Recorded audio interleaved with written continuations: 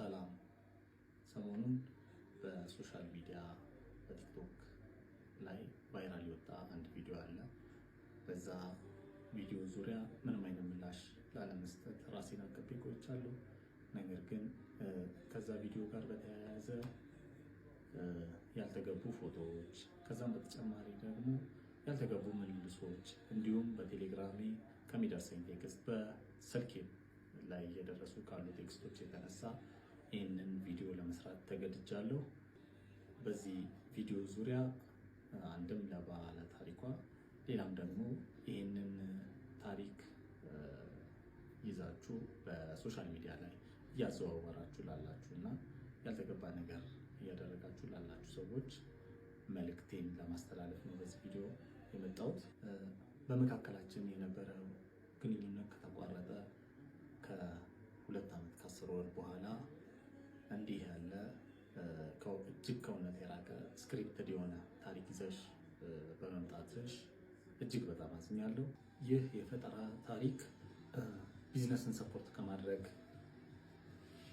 ብቻ ነው ብዬ በማሰብ ነገሩን ደግሞ የበለጠ ለማካረር በማሰብ ጉዳዩን በእግዚአብሔር ፊት ትቼው የነበረ ቢሆንም ይህ ጉዳይ ግን ከዛ እየዘለለ አሁን ደግሞ የተለያዩ ፖድካስቶች ላይ እንዲሁም ደግሞ እዛው ቲክቶክ ፕላትፎርም ላይ እየቀጠለ ስለሆነ ምላሽ ለመስጠት ቪዲዮዎችን ለመስራት ተገድጃለሁ። በመካከላችን የነበረው ግንኙነት ከተቋረጠ በኋላ በተደጋጋሚ ሽማግሌ በመላክ እንዲሁም ጓደኞቼ እኔም ደጋግሜ በመገኘት ነገሮችን ለመፍታት ሞክረናል። ነገር ግን በጊዜው የነበረው ምላሽ ምንም መልስ ያለ መስጠት ነው። ከዛ ጋር በተያያዘ እኔም ለረጅም ጊዜ ከመሞከር በኋላ በነገሩ ተስፋ ቆርጬ ነገሮችን ሁሉ ትቼ የራሴን መንገድ ይዤ ቀጥያለሁ።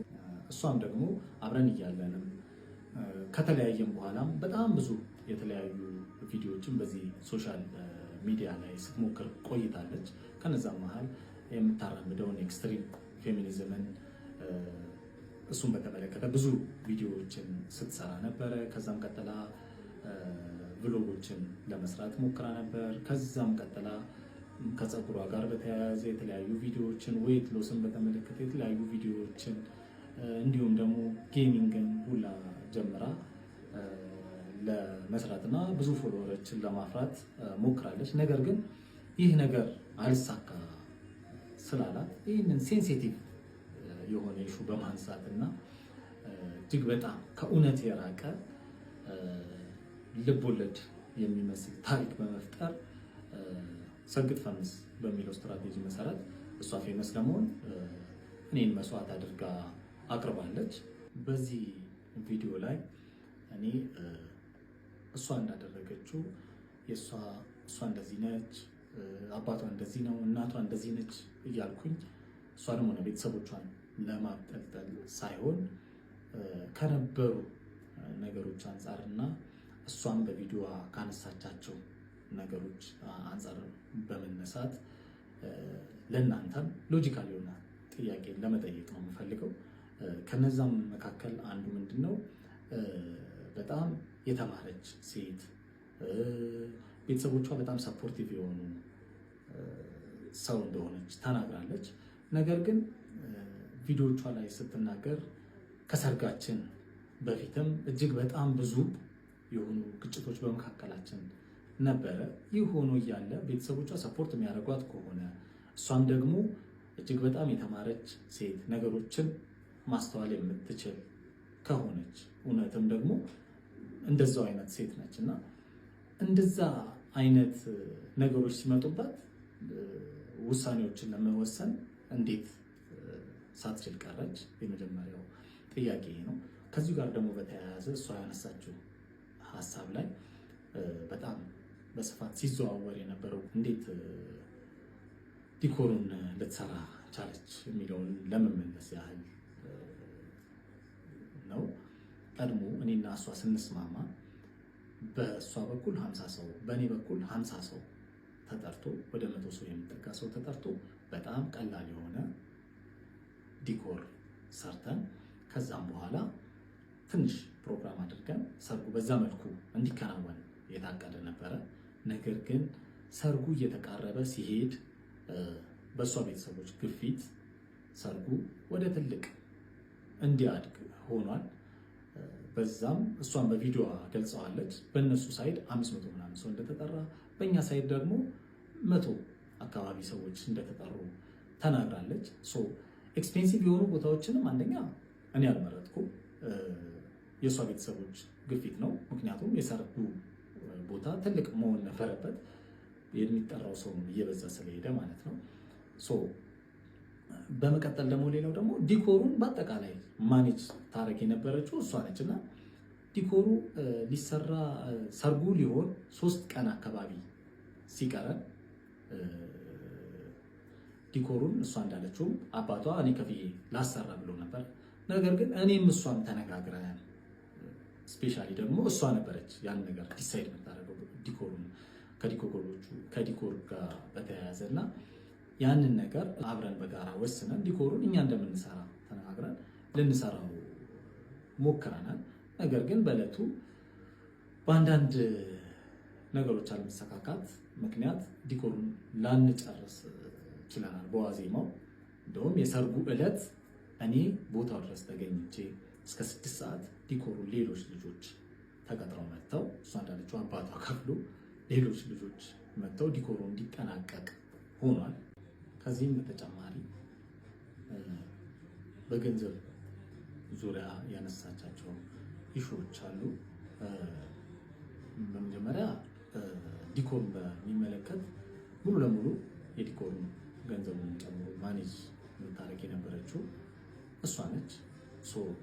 ገንዘቦች በጠቅላላ የሚገቡት ወደ እሷ አካውንት ነበረ። ከዛም በተጨማሪ ደግሞ የኮፊ ሾፑን ገንዘብ ማኔጅ የምታደርገው እሷ ነች። ኢቨን ኢፍ ደግሞ እኔ የምሰራው የራይድም ገንዘብ በእሷ በኩል ነበረ ማኔጅ የምናደርገው። ቶታሊ ገንዘቡን ኮንትሮል የምታደርገው እሷ ነበረች። ከዛም በኋላ እዛው ላይ ያነሳችው አንድ ሹ ደግሞ እንደ ትልቅ ግጭት ስልኬን እስከ መስበር ደረስኩ ያለችበት ግጭት የመጣው አንድ ቲቪ ስቴሽን ላይ የዲኮር ስራ ለመስራት በመስማማታችን ለዛ ቴሌቪዥን ስቴሽን የሚያስፈልጉ የዲኮር እቃዎችን ለመግዛት ወደ መርካቶ በምንሄድበት ጊዜ የእቁብ ገንዘብ ደርሶን ነበረ። ያንን ገንዘብ በወቅቱ ጓደኛዬ የባንክ ክፍያ ስለነበረበት ለሱ አሳልፌ ሰጥቼ ከዛም በኋላ እኔ ደግሞ ከሌላ ጓደኛዬ ገንዘብ ተበድሬ አምጥቻለሁ። ነገር ግን በዛ ጊዜ ወደ ግጭት ውስጥ የከተተን የእቁብ ገንዘቡን እያለን ለምን ወደ ሌላ ብድር ውስጥ መግባት አስፈለገ የሚል ነገር አጋጭቶን ነበር። በዛ ሰዓት ደግሞ እኔም በነበረው ግጭት መሀል በጓደኞቼ አትምጪ አይነት ንግግሮች መጥተው ነበረ። ያ ነገር በጣም አበሳጭቷት ስልክ እስከ መስበር ምናምን ድረስ ደርሳለች በወቅቱ። እኔም ደግሞ ያ ነገር ጥፋትም ስለሆነ ይቅርታ ጠይቄ አልፏል። ከዛም በተጨማሪ ኮንትሮል እደረጋለሁ ውሃ ለመጠጣት እስከማልችል ድረስ ምናምን የሚሉ ሌሎች ሀሳቦችን ከዛም በተጨማሪ ሌሎችም እዚህ ማህበራዊ ሚዲያ ላይ ሊወጡ የማይገቡ ስፔሻሊ እንደኖርንበት ማህበረሰብ እንዳደግንበትን ቤተሰብ እንደዚህ አይነት ኢሹዎች እዚህ ሶሻል ሚዲያ ላይ ወጥቼ ለማውራት እኔ እንደዛ አይነት አስተሳሰብም ስለሌለኝ እዚህ ሶሻል ሚዲያ ላይ ወጥቼ መናገር አልፈልግም። ከነዛ ጋር በተያያዘ የተለያዩ ውሸቶች ፈጥራ ታሪኩን በማጋነን ለዚህ አድርሰዋለች። በመጀመሪያ እንደዚህ አይነት ስብዕና የለኝም። እንደው ነገሩ እሷ እንዳለችው እንደዚህ አይነት አስተሳሰብ ኖሮኝ እንኳን ቢሆን እሷ ከምትከተለው ኤክስትሪም ፌሚኒዝም አንጻር አትቢ አትጠጪ እስከሚለው ድረስ ታግሳ እዚህ ደረጃ አንደርስም ነበረ።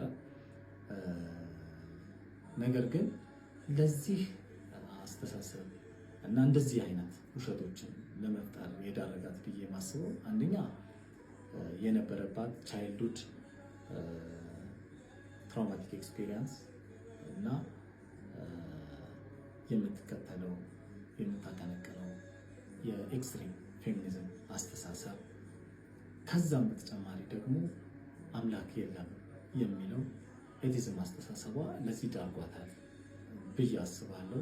ምክንያቱም መጽሐፍ ሲናገር እግዚአብሔርን ለማወቅ ባልወደዱት መጠን እግዚአብሔር የማይረባውን ያደርጉ ዘንድ ለማይረባ አእምሮ አሳልፎ ሰጣቸው ተብሎ እንደተጻፈው ይህንን የማይረባ ነገር ታደርግ ዘንድ አእምሯን ለማይረባ ነገር ተጠቅመዋለች ብዬ አስባለሁ። ይህ ደግሞ ከእርሷ ብቻ ሳይሆን የሰይጣን የሆነ አስተሳሰብ ነው ብዬ አምናለሁኝ።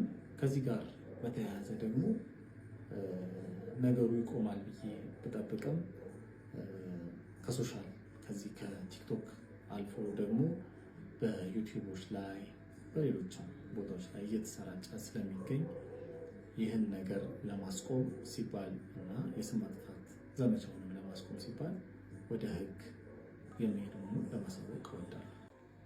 ይህን ሀሳብ ደግሞ ተቀብላችሁ እውነተኛነቱን ሳታረጋግጡ በሶሻል ሚዲያ ላይ የምታሰራጩ እንዲሁም በዩቲዩብ ላይ የምታቀርቡ ሰዎች እውነተኛነቱን የታሪኩን እውነተኛነት ሳታረጋግጡ ለፍርድ ባትቸኩሉ መልካም ነው ብዬ አስባለሁ። ከዛ በተጨማሪም ደግሞ የሀሳቡ ዋነኛ ማስተላለፍ የተፈለገው ነገር ምንድን ነው የሚለው ነገር ከማህበረሰብም አንጻር ምን አይነት ጠቀሜታ አለው የሚለውን ብታስተውሉት መልካም ነው ብዬ አስባለሁ። ምክንያቱም በዚህ ቪዲዮ ላይ ሴቶች ለራሳችሁ በቂ ናችሁ ከሚለው ሀሳብ በተጨማሪ የትዳርን አላስፈላጊነት የሚገልጽ ምክንያቱም ከምታራምደው የኤክስትሪም ፌሚኒዝም አስተሳሰብ አንጻርም እሱንም በሰዎች ውስጥ ማርን በመለወስ የማቅረብ አይነት ነገር ስለሆነ ያንን ነገር ቀድማችሁ ፈትሻችሁ ብታዩት መልካም ነው ብዬ አስባለሁ። እንደዚህ ባለ ሀሳብ ምን ያህል ትዳር ይፈርሳል የሚለውን ለእናንተ ጥያቄውን መተው ፈልጋለሁ። ሆኖ በመካከላችን ከተፈጠረው ልዩነት በኋላ እኔ ከወደቅኩበት ጌታ ኢየሱስ ክርስቶስ አንስቶኝ ታሪኬ ሙሉ ለሙሉ ቀይሮ ለክብሩ አቁሞኛል። መጽሐፍ ሲናገር ማንም በክርስቶስ ቢሆን አዲስ ፍጥረት ነው፣ አሮጌው ነገር አልፏል፣ እነሆ አዲስ ሆኗል ተብሎ በሁለተኛ ቆሮንቶስ 5:17 ላይ እንደተጻፈው እኔም አዲስ ፍጥረት ነኝ። ስለዚህ ከነዚህ ሐሰተኛ ቪዲዮዎች ጋር የተያያዘ ምንም አይነት ሀሳብ ከዚህ በኋላ የማልሰጥ መሆኑን ለመግለጽ እወዳለሁ። በመጨረሻም በተደጋጋሚ አድራሻዬን ስጠይቁ ለነበራችሁ አድራሻዬ የከበደ ሸክሜን ላራግፍ ከሄድኩበት ከመስቀሉ ስር መሆኑን ልገልጽላችሁ እወዳለሁ። እነሆ እናንተም ሸክም የከበዳችሁ ወደዚህ የፍቅር ጥግ ወደሆነ ወደ ክርስቶስ ኢየሱስ እንድትመጡ በጌታ ፍቅር ጥሪ ያቀርብላችሁ እወዳለሁ። አመሰግናለሁ።